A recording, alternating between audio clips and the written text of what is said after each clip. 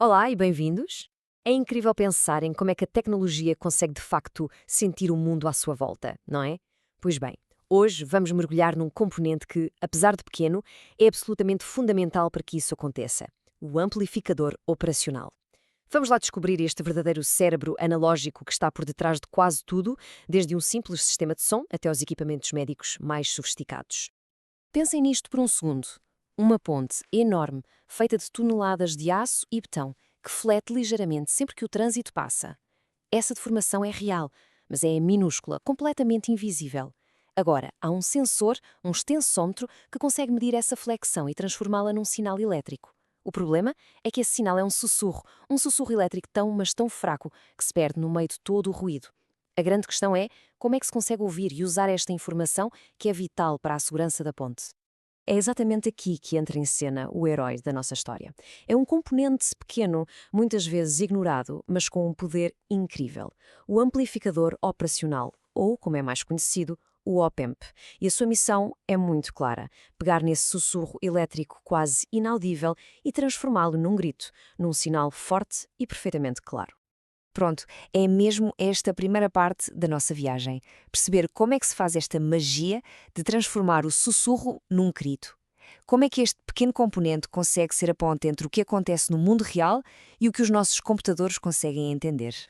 A verdade é que o mundo físico à nossa volta fala uma linguagem muito subtil, uma linguagem analógica. A temperatura não salta de 20 para 30 graus, ela sobe e desce de forma contínua. Os sensores conseguem captar esta linguagem, mas os computadores, bem, eles falam outra língua. Eles só entendem digital, o mundo do sim ou não, do zero ou um.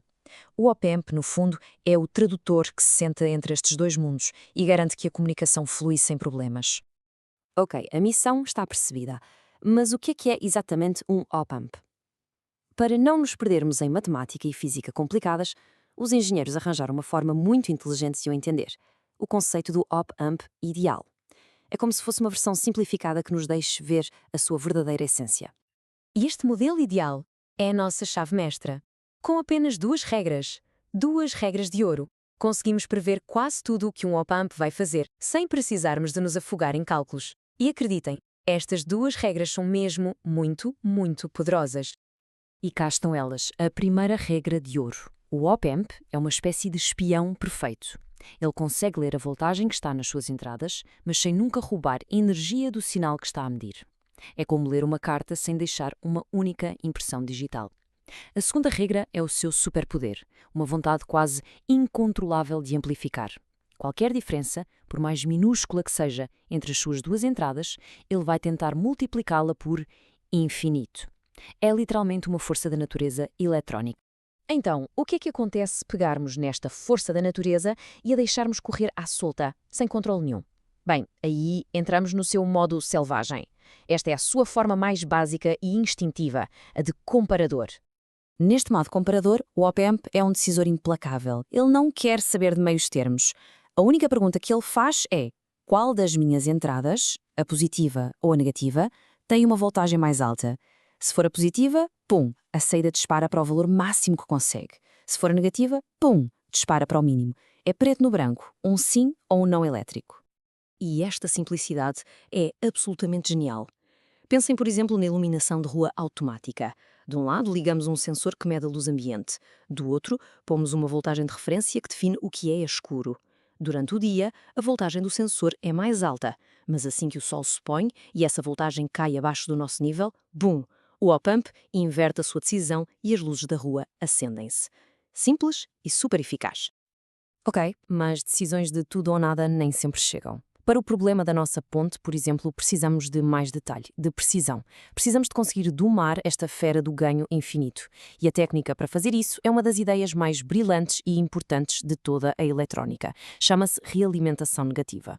A diferença é esta: sem realimentação, temos o interruptor. Liga ou desliga. Com a realimentação negativa, transformamos esse interruptor num botão de volume. Deixamos de ter um decisor selvagem e passamos a ter um instrumento de precisão, um amplificador a sério, em que somos nós que definimos o ganho. A forma como isto funciona é quase poética. Ao ligarmos a saída de volta a uma das entradas, estamos basicamente a dar uma nova missão de vida ao op-amp.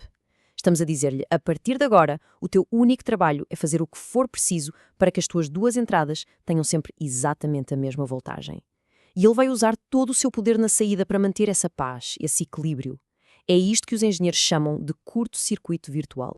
E com este pequeno truque, de repente, o poder passa para o nosso lado.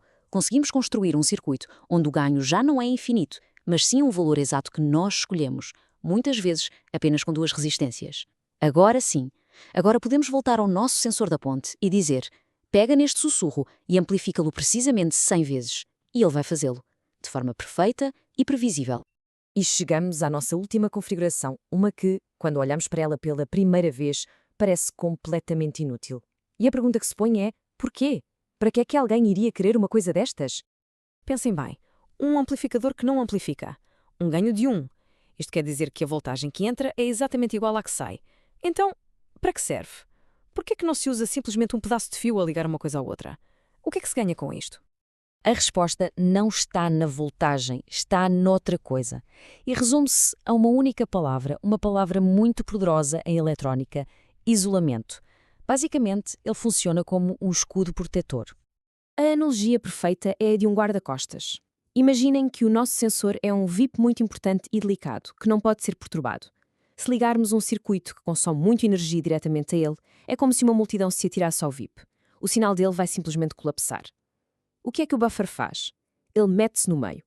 Ouve o que o VIP, o sensor, tem para dizer sem lhe tocar e depois grita essa mesma mensagem à multidão com toda a força do mundo. Ele protege a mensagem original.